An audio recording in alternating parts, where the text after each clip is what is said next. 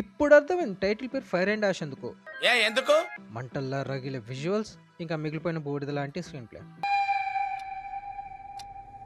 ఇంత పెద్ద మాట అన్నాడు సార్ ఆడు. డైరెక్ట్ రివ్యూలోకి వెళ్లే ముందు ఒక చిన్న సినాప్సిస్ ఇవ్వాలంటే, లాస్ట్ 2 మూవీస్ లానే ఇక్కడ బుద్ధి తెచ్చుకొని మనుషులు పాండోరాని కాలనైజ్ చేయడానికి ట్రై చేస్తారు. నావి జనాలు దాన్ని అడ్డుకుంటారు. జేక్ ఇంకా మైల్స్ కారేజ్ రైవలరీ ఇంకా అలానే కొనసాగుతుంది. మూవీకి ఫ్యామిలీ ఎమోషన్స్ తెగ పిండేస్తారు. కానీ ఈసారి కొత్తగా స్పైడర్ పాండోరాలో ఎలా బ్రీతింగ్ చేస్తున్నాడో అన్న పాయింట్ ని చూపించారు. దాన్ని పెద్దగా ఎక్స్ప్లోర్ చేయలే, కానీ ప్లాట్ సెకండ్ హాఫ్ అంతా దాని చుట్టూ తిరుగుతుంది. బికాస్ స్పైడర్ చేయగలుగుతున్నాడంటే దాన్ని రివర్స్ ఇంజనీరింగ్ చేసి ఇంకా అందరు హ్యూమన్స్ కి అబిలిటీ వస్తే నావే వాళ్ళకి అది ఇంకా కష్టం అవుతుంది. సో ఫస్ట్ విజువల్స్ గురించి మాట్లాడితే అది యాజ్ యూజువల్ స్టన్నింగ్ ఉండే.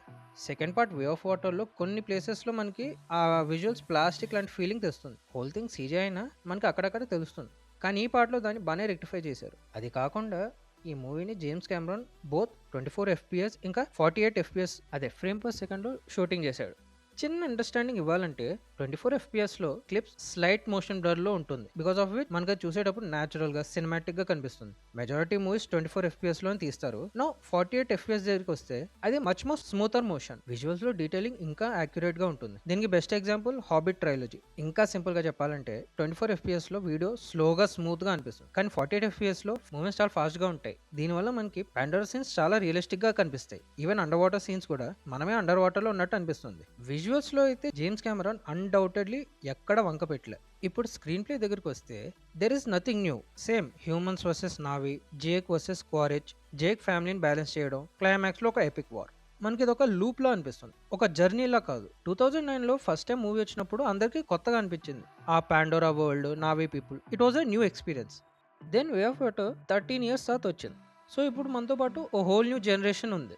So way of water almost same ఉన్నా ఇప్పుడు ఈ కొత్తగా ఈ వాటర్ వరల్డ్ని ఎక్స్ప్లోర్ చేయడంతో మనకి కొత్తగా ఉండే న్యూ జనరేషన్స్ కూడా ఇది ఒక కొత్త ఎక్స్పీరియన్స్ ఇచ్చింది. కానీ fire and dash way of water release అయిన 3 years తర్వాత వచ్చింది. ప్లస్ టైటిల్లో ఫైర్ అండ్ డాష్ ఉన్న ఆ ఫైర్ ట్రాప్ని సరిగ్గా ఎక్స్ప్లోర్ చేయలేదు. జస్ట్ వాళ్ళు ఒక ట్రాజిక్ టర్న్ బార్బేరియన్స్, చాలా ట్రామాటిక్ అని ఏదో పైన చెప్పారు. కానీ overall movie same part 1 part 2 లానే అనిపించింది. కానీ ఎప్పుడైతే సినిమా యాక్షన్ మోడ్లో ఉంటుందో, I mean not just fight, ఆ కొత్త క్రీచర్స్తో రైడింగ్ చేయడం అలాంటివి కొంచెం చూడడానికి ఇంట్రెస్టింగ్గా ఉంటాయి. కానీ ఎప్పుడైతే అది కన్వర్జేషన్స్ మోడ్కి షిఫ్ట్ అవుతుందో మన ఇంట్రెస్ట్ డిక్లైన్ అవుతూ ఉంటుంది. లైక్ వీ కుడ్ ప్రిడిక్ట్ వాళ్ళు నెక్స్ట్ టైం మాట్లాడబోతున్నారు.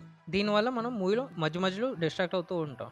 దెన్ క్యాష్ విషయానికి వస్తే Sam Worthington as Jake, Zoe Saldana as Neytiri, Sigourney Weaver as Kiri, Stephen Lang as Miles Quaritch, Britain Dalton as Loak, Jack Champion as Spider వాళ్ళ roles లో as usual గా వాళ్ళ best ఇచ్చారు. కానీ అందరికన్నా interesting character, the one who stole the show is Oona Chaplin as Varang. అసలు మూవీలోనే ఈ మాంక్వాన్ క్లాన్, అదే ద ఫైర్ ట్రైబ్, ఒక మేజర్ హైలైట్. బికాస్ వేరే నావి ట్రైబ్స్ లా వీళ్ళు ఏవని ప్రే చేయరు, నేచర్ కి ఎగ్జాక్ట్ ఆపోజిట్ ఉంటారు. ఇన్ఫాక్ట్ వీళ్ళ కాన్సెప్ట్ మూవీలో కొంచెం ఫ్రెష్ గా ఉండే.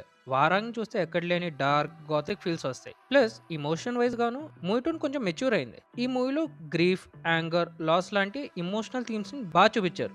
ఫైటింగ్ జస్ట్ ఫిజికల్లీ కాదు, పర్సనల్ ట్రామాతో కూడా స్ట్రగుల్ అవుతున్నారని. దీంతో మనకి మూవీలో ఇమోషన్ వైజ్గా ఎలా ఇవాల్వ్ అయ్యారో తెలుస్తుంది. సో ఓవరాల్ మీకు విజువల్ వరల్డ్ మీద ఎక్స్పెక్టేషన్స్ ఉంటే I give you A green signal, just go for it. కానీ ఏమైనా mystery unfolding, out of the world concepts కోసం మూవీ చూద్దాం అనుకుంటే అఖండ 2 చూసాక బ్రెయిన్ ఇంకా ఫ్రిడ్జ్లోనే ఉందిగా, పరిగెట్టుకుంటూ పక్కన ఉన్న థియేటర్కి వెళ్ళిపోండి, సరేనా? ఓకే గైస్, దీంతో నా వీడియో ఇక్కడే ఎండ్ చేస్తున్నా. వీడియో నచ్చితే లైక్ అండ్ సబ్స్క్రైబ్ చేసి షేర్ చేయండి. ఉంటా మరి.